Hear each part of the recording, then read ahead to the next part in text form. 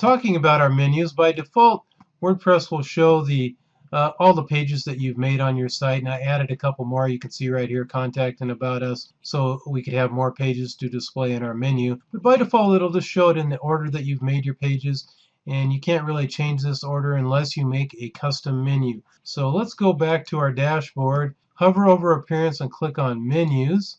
And the first thing we need to do is create a menu. For a menu name, menu 1 is fine because we're only going to create one menu anyway. I'll just click Create Menu. And here are the pages. It already added all the pages that I've added to the site so far to our menu. We have two homes showing. I think by default it must make, GeneratePress must make a default home menu item. So I think I'm going to remove one of them because I don't think both of them show up anyway. I'll click Remove. Under Menu Settings, Auto Add Pages. If you want WordPress to automatically add new top-level pages to your menu, automatically you can put a check in this box. I'm just going to leave it unchecked. Display Location, Primary Menu is our only choice, but we want it to show, so we'll put a check in that box and click Save Menu. And the way your menu items display is the top one is on the far left and so on and so forth. So if I drag the blog up above About Us and then click Save Menu, that's the order it's going to show on our page now if I reload our tab.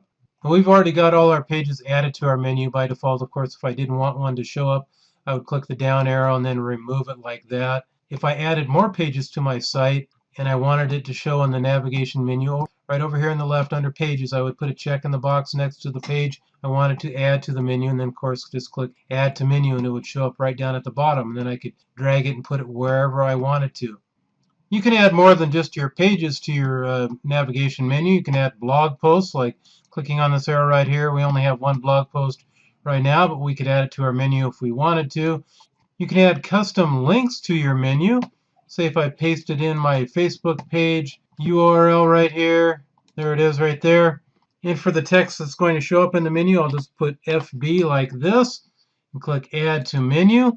There it is right down here at the bottom of the page. I can drag it up here and maybe drag it underneath our About Us page, kind of indented so it'll be a sub-menu item. And we want our custom links to open in a new tab or window. Let's see if we have that option yet. So I click the down arrow and expand. What we need to do is scroll up to the top of the page. Over on the top right, you see Screen Options. Click that down arrow. Then where it says Show Advanced Menu Properties, put a check in the box which says Link Target. Now if we scroll down the page, you see we have the option to open up this link in a new tab, and that's what we want. So we'll put a check in that box like that. So now if somebody clicks on the Facebook link, the FB link right here, to take them to our Facebook page, it won't close out our website, which is what we want.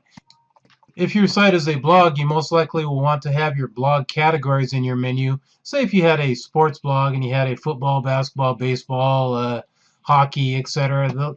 as your blog categories, those could be your menu items over here, along with maybe an About Us page. Let's go ahead and save our menu and go check it out on our website. And there is our custom menu. If we hover over the About Us, you see the little down arrow. There is our FB custom link. Of course, if we click on that, it opens up our Facebook page in a new tab. Now we are actually going to start adding some content to our site. First, we'll talk about blog posts, categories, tags, and how to make a blog post, and then we'll make a simple WordPress page just using the normal WordPress editor, text editor, visual editor.